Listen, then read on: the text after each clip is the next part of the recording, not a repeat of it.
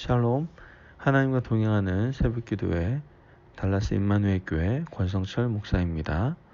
오늘도 하나님과 동행하며 풍성함을 누리시는 저와 여러분 되시기를 축복합니다. 오늘 말씀은 시편 86편 1절에서 4절까지의 말씀입니다. 여호와여, 나는 가난하고 궁핍하오니 주의 귀를 기울여 내게 응답하소서. 나는 경건하오니 내 영혼을 보존하소서. 내 주 하나님이여, 주를 의지하는 종을 구원하소서. 주여, 내게 은혜를 베푸소서. 내가 종일 주께 부르짖나이다. 주여, 내 영혼이 주를 우러러 보오니 주여, 내 영혼을 기쁘게 하소서. 아멘. 하나님의 말씀입니다. 여러분, 누구나 원하는 것이 있죠. 그것이 바로 건강입니다. 누구나 건강을 원하죠. 그러나 자신이 먹고 싶은 만큼 다 먹고 귀찮다고 움직이지 않는다면 그 사람은 건강을 유지하기 힘들겠죠. 모든 병의 근원이 비만의 경우가 참 많기 때문이죠. 누구나 다 잘 살기를 또한 원할 거예요. 그러나 재정관리 없이 쓰고 싶은 대로 다 쓴다면 그 사람은 재정의 어려움에서 벗어나기 힘들다는 것이죠. 이와 같이 우리가 더 아름다운 인생을 계획하고 살아가길 원한다면 모든 부분에서 반드시 있어야 될 것이 있습니다. 그것이 무엇입니까? 바로 관리라는 것이죠. 관리할 수 있어야 됩니다. 그래야 더 윤택한 삶을 살아갈 수가 있기 때문입니다. 물론 건강관리, 재정관리, 그 외에도 자녀관리 등등 관리에 대한 모든 부분들이 중요하지만 믿음의 사람에게 무엇보다 중요한 것은 바로 신앙관리겠죠. 오늘 본문은 신앙을 지키며 살아간 믿음의 사람들이 어떻게 신앙관리를 하며 살아갔는지를 우리에게 말씀을 해주고 있습니다. 성경의 많은 위인들 가운데 하나님의 마음에 합한 사람이고 하나님이 가장 사랑하며 하나님의 마음을 흡족하게 했던 사람이 바로 다윗입니다. 다윗이 자신의 인생을 회고하면서 자신이 하나님 앞에 신앙을 지킬 수 있었던 이유를 오늘 시편에서 노래하고 있는 것을 우리는 보게 되죠. 또한 이 노래를 통해서 우리도 어떻게 신앙을 지킬 수 있는지 깨달을 수가 있게 될 겁니다. 먼저 1절 말씀을 보면 여호와여, 나는 가난하고 궁핍하오니 주의 귀를 기울여 내게 응답하소서. 아멘. 가난하고 궁핍한 사람이 하나님과의 관계가 좋을 가능성이 높은 사람임을 말씀에서는 이야기하고 있는 겁니다. 다윗이 하나님과 좋은 관계를 맺었을 때는 물질적으로 오히려 가난하고 아주 힘들 때였습니다. 광야의 시절이 다윗의 인생 가운데 영적으로는 가장 맑은 시절이었고요. 영적인 하이라이트의 시간들이었다라는 것을 우리는 성경을 통해서 알 수가 있게 됩니다. 다윗이 아버지 집에서 양을 치고 광야를 휘젓고 다닐 때 다윗은 언제나 하나님을 의지할 수밖에 없었고 또 사울에게 쫓겨다니며 광야를 전전할 때에도 가난하고 궁핍했지만 그 시절이 하나님께서 다윗에게 주셨던 가장 맑은 영적인 시간을 가질 때였죠. 반면에 왕궁에 들어가서 살 때는 부유했지만 부와 권력의 정점에 있을 때 다윗은 큰 죄를 짓게 되는 것을 보게 됩니다. 하나님을 떠났고 자신의 권력을 함부로 휘둘렀고 나중에 아들 압살롬이 반란을 일으켜서 왕궁에서 쫓겨나는 비극도 경험을 하게 되죠. 여러분, 우리는 우리 인생 가운데 가난하고 궁핍하게 살아가는 그때를 절대로 부끄러워해서는 안 됩니다. 그 가난과 궁핍할 때 오히려 마음이 비워지고 심령이 가난한 자가 되어서 비워진 마음에 성령께서 임재하시고 하나님의 말씀이 들어올 수 있는 자리가 생기기 때문에 바로 이 시간은 우리에게 부끄러운 시간, 비굴한 시간이 아니라 더할 나위 없이 축복의 시간임을 우리는 깨달을 수 있어야 된다라는 것이죠.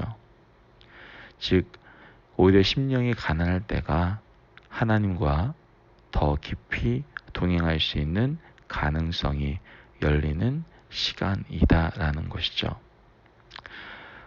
저도 이렇게 목회를 하다 보니까 많은 것들을 깨닫게 됩니다.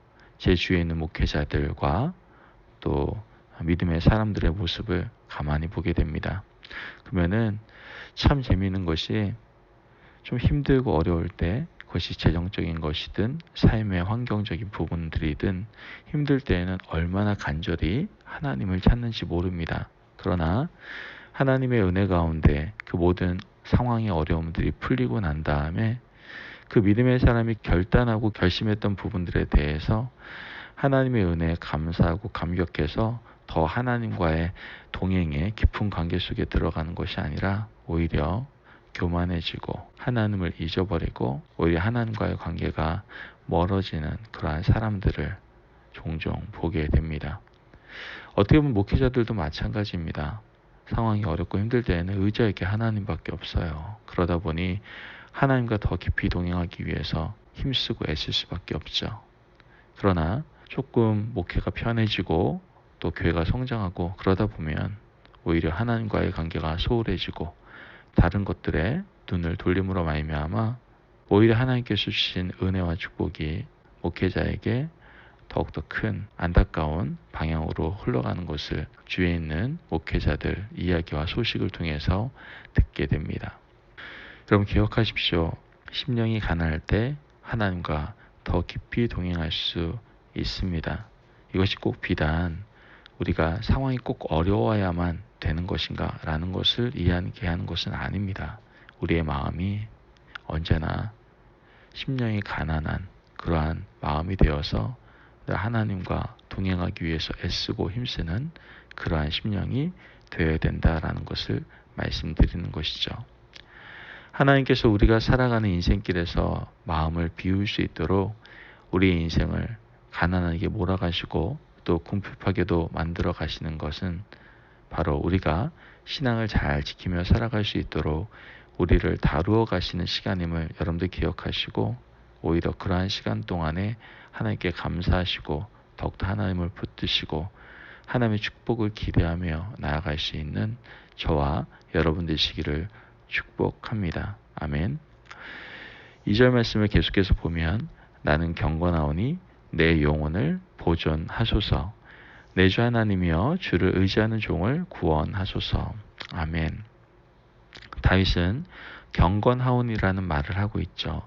경건하다는 말은 하나님께 예배 드린다는 말이고요.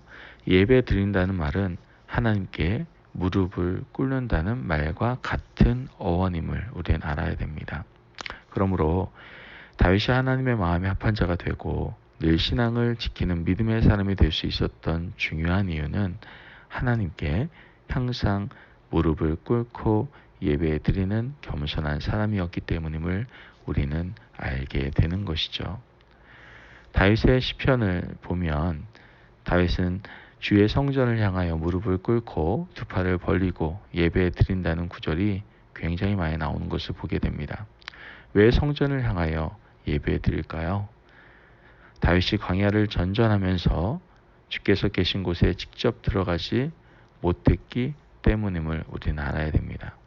그러나 다윗은 하나님께서 계신 곳을 사모했고 어디에 있든지 무엇을 하든지 주님의 말씀에 임재인 성막이 있는 곳을 향해서 무릎을 꿇고 예배를 드렸던 것이죠. 하나님은 그런 다윗을 누구보다도 사랑하셨습니다. 하나님 앞에 예배 드리는 자, 하나님의 사랑을 듬뿍 받을 수 있는 사람임을 우리는 반드시 기억해야 됩니다. 언제 어디 있든 무엇을 하든지 하나님 앞에 예배드리는 자의 삶을 성실하게 우리는 살아갈 수가 있어야 되는 것이죠. 중요한 것은 예배드릴 때 우리의 영과 진리로 하나님 앞에 나아가야 된다라는 거예요. 몸만 주의 성전에 있고 예배드리는 그런 것이 아니라 언제나 내 마음의 영과 진리로 하나님 앞에 온전하게 예배 드려야 된다는 것이죠. 다윗은 주의 성전에 출입하지 못했어도 하나님 앞에 성실하게 예배 드리는 사람으로 부름을 받았습니다. 왜요? 그의 마음이 주의 성전을 향하고 있었기 때문에 그렇다라는 것이죠. 지금 코로나19로 인하여 물론 교회에 나와서 예배 드리는 분들도 계시지만 또한 온라인상으로 예배 드리시는 분들도 있을 겁니다. 지금 하나님께서는 신령과 진정으로 예배를 드리는 그 사람들을 하나님께서는 보고 계십니다. 우리는 온라인이든 교회 와서 예배 드리든 신령과 진정으로 하나님께 예배 드릴 수 있어야 됩니다. 하나님과의 관계에 집중하며 신앙 관리하는 그러한 하나님의 사람들은 바로 온전히 하나님께 예배 드리는 사람임을 우리는 다윗을 통해서 분명히 알 수가 있게 되는 것이죠. 여러분, 오늘 우리 인생은 언제나 주의 성전을 향하며 예배 드리는 인생이 되어야 될 줄을 믿습니다. 아멘. 그때 하나님께서 가장 기뻐하시는 사람으로, 그런 믿음의 사람으로서 우리가 살아갈 수 있기 때문에 그렇습니다. 이러한 신앙관리가 우리에게 필요하다는 것이죠. 이러한 신앙관리 속에서 우리는 늘 하나님과 더욱더 깊은 교제 속에서 또한 동행 가운데 거하며 살아갈 수가 있게 된다라는 것이죠. 여러분, 오늘도 여러분들 신앙관리 힘쓰시기를 바랍니다. 먼저 내 마음이 가난한 자로서 살아가기 위해서 힘쓰십시오. 그리고 그러한 자리를 몰아가시는 하나님께 불평과 원망하는 것이 아니라 오히려 하나님께 감사하며 찬양하며 나가는 우리의 삶이 되기를 원합니다. 또한 무엇보다도 신앙관리에서 가장 중요한 것은 예배입니다. 신령과 진정으로 예배할지니라. 그 하나님의 말씀을 마음에 새기고 내가 어느 자리에 있든지 늘 예배의 삶을, 주님의 성소를 바라보며 주님의 성전 즉 교회를 바라보며 늘 예배하는 삶을 살아가는 저와 여러분이 되시기를 축복합니다. 오늘도 우리에게 신앙관리를 함으로 하나님과 더욱더 친밀한 그러한 관계를 가지라고 말씀하시는 하나님의 음성을 듣고 아멘으로 순종할 수 있는 저와 여러분 되시기를 주님의 이름으로 축복합니다. 기도하겠습니다. 하나님 감사합니다. 오늘도 우리의 귀한 말씀을 주시고 늘 하나님과 아름다운 교제, 아름다운 동행을 위해서 사랑하는 귀한 아들, 딸들아 너희들의 신앙관리에 힘쓰라고 말씀하시니 감사를 드립니다. 하나님, 우리가 신앙관리에 힘쓰겠습니다. 늘 심령이 가난한 자로서의 삶을 살아갈 수 있도록 주님 도와주시고 무엇보다도 신앙관리의 가장 중요한 예배의 삶을 신령과 진정으로 예배드리는 그 삶을 우리가 살아낼 수 있도록 우리에게 믿음의 믿음을 더하여 주옵소서. 감사함이 예수님의 이름으로 기도합니다. 아멘. 오늘도 하나님과 동행하며 풍성함을 누리시는 저와 여러분 되시기를 축복합니다. 여러분 신앙관리를 잘함으로 늘 하나님과 동행하며 하나님과 깊은 교제를 나누며 하나님 주시는 풍성한 축복과 은혜를 누리십시오. 오늘도 승리하십시오.